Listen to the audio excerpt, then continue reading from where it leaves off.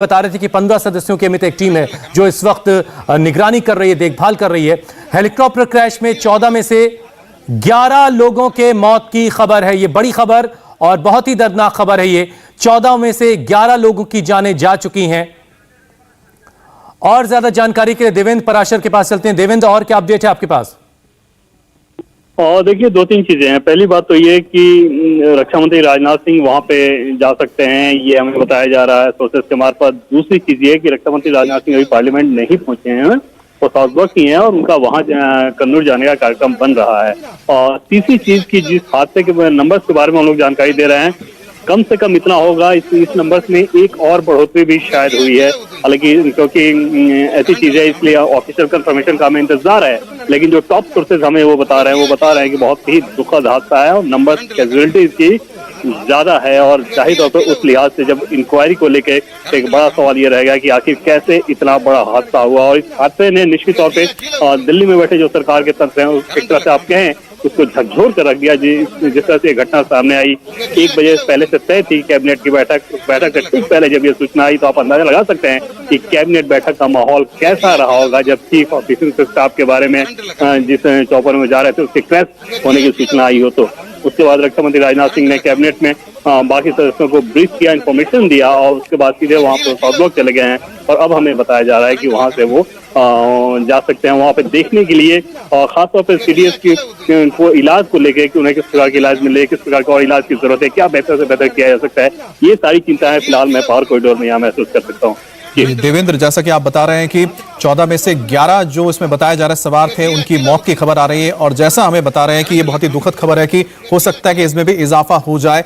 और हम तो उम्मीद ये करते हैं कि जो भी घायल हैं वो जल्द से जल्द ठीक हो जाए। ये सबकी दुआ होगी और हमारे देश की भी दुआ होगी। लेकिन जो सबसे दुखद खबर है कि 14 में से 11 इसमें जो जिंदगियां थी, बताया जा रहा है कि वो नहीं बच पाई है। और दूसरी बड़ी खबर अभी, देवेंद्र आपके पास कोई अपडेट? हाँ, एक नया अपडेट ये है कि प्रधानमंत्री को उन्होंने सूचना दे दी है। और अभी हमें रक्षा मंत्रालय के सोर्स ये बता रहे हैं, रक्षा मंत्री के सोर्स ये बता रहे हैं कि अभी स्पॉट पे जाने का कार्यक्रम उनका जो बनने की चर्चा थी वो नहीं बन रही है। फिलहाल वो पूरे सिचुएशन को मॉनिटर कर रहे हैं रक्षा मंत्री राजनाथ सिंह।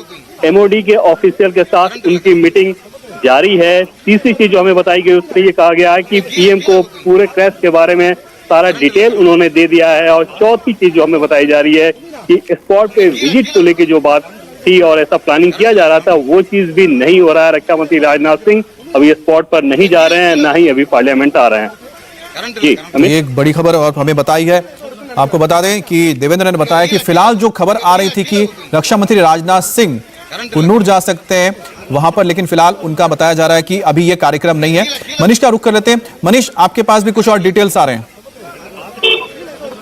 देखिए, रक्षा मंत्रालय के द्वारा ऑफिशियली हमें इस बारे में जानकारी मिली है कि रक्षा मंत्री वहां स्पॉट पर नहीं जाएंगे, साथ में वेलिंगटन भी नहीं जा रहे, लेकिन वो यहां से पूरा मॉनिटर कर रहे हैं। इसीलिए रक्षा मंत्रालय के साउथ ब्लॉक के मेन ऑफिस के अंदर, वॉर रूम के अंदर जो सीनियर ऑफिशियल्स हैं आर्मी के, साथ में आरट्रैक के, और जो सीनियर ऑफिशियल्स रक्षा मंत्रालय के हैं, उनको जिम्मा सौंपा गया है कि वो पूरी तरीके से इसको मॉनिटर करें, देखें। प्रधानमंत्री नरेंद्र मोदी को उन्होंने इस पूरी घटना के बारे में सटीक और सीक्वेंसिंग के हिसाब से जानकारी दी है, जिसका जिक्र हम लगातार कर रहे थे कि मिलिट्री हॉस्पिटल के जो senior officials, brigadier rank officer हैं, उनसे रक्षा मंत्री ने खुद बात की। और बात करने के बाद ये जो पूरा सीक्वेंस है उसको समझा, और साथ में सुलूर से लेकर जो वेलिंगटन तक जाने का वो पूरा एरिया था और खासतौर पे जो टाइम था, उसकी पूरी सीक्वेंसिंग प्रधानमंत्री नरेंद्र मोदी को रक्षा मंत्री राजनाथ सिंह ने खुद बताई है, खुद ब्रीफ किया है। तो ये अभी का बड़ा अपडेट है, जिसको देखते हुए जो नंबर ऑफ कैजुअलिटीज है वो इंक्रीज हुई है। जैसा देवेंद्र बता रहे थे, एक बार मैं आपको फिर से क्लियर कर दूं कि संख्या और इसमें इजाफा हो सकता है, बढ़ सकता है, लेकिन थोड़ा सा संयम बरतना होगा, ताकि ऑफिशियली ये जानकारी आए तो ये बहुत ठीक होगा। और अब से कुछ देर बाद रक्षा मंत्री खुद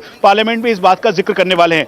गंभीरता CDS chief of defence staff, साथ में उनकी पत्नी मधुलिका रावत को लेकर भी है। उसके अलावा जो बाकी जो ऑन बोर्ड थे, जिसमें से brigadier rank brigadier leader lieutenant colonel Harinder, उसके अलावा 5 उनके पीएसओज और वेलिंगटन के 3 स्टाफ मेंबर्स, और उसके साथ साथ 2 भारतीय वायुसेना के पायलट और को पायलट जो विंग कमांडर रैंक ऑफिसर हैं, वो इसमें मौजूद थे। तो इसीलिए इन थोड़ी देर में संसद में बयान दे सकते हैं रक्षा मंत्री राजनाथ सिंह। और जैसा कि मनीष हमें बता रहे हैं कि वो कन्नूर कन्नूर फिलहाल नहीं जा रहे हैं, उनका कन्नूर जाने का या वेलिंगटन जाने का फिलहाल कोई कार्यक्रम नहीं, लेकिन वो लगातार यहां से निगरानी कर रहे हैं। और सबसे दुखद खबर जो इस वक्त आपके स्क्रीन पर है, 14 में से 11 लोगों की जानें नहीं बचाई जा सकी हैं, लेकिन अभी जनरल बिपिन रावत जो है वो अस्पताल में भर्ती हैं, उनका इलाज किया जा रहा है। 15 सदस्यों की एक टीम उनकी निगरानी कर रही है, उनका इलाज कर रही है। और हमारे साथ हमारे सहयोगी टी राघवन भी लगातार जुड़े हुए। कोई और अपडेट आपको वेलिंगटन से अगर मिल रहा हो राघवन तो जरूर बताइए। ये देखिए, डिस्ट्रिक्ट एडमिनिस्ट्रेशन से एक इन्फॉर्मेशन हमें दी गई है जिसमें ये बताया गया कि सीक्वेंस फ्लाइट का क्या था। ये जो जानकारी दी गई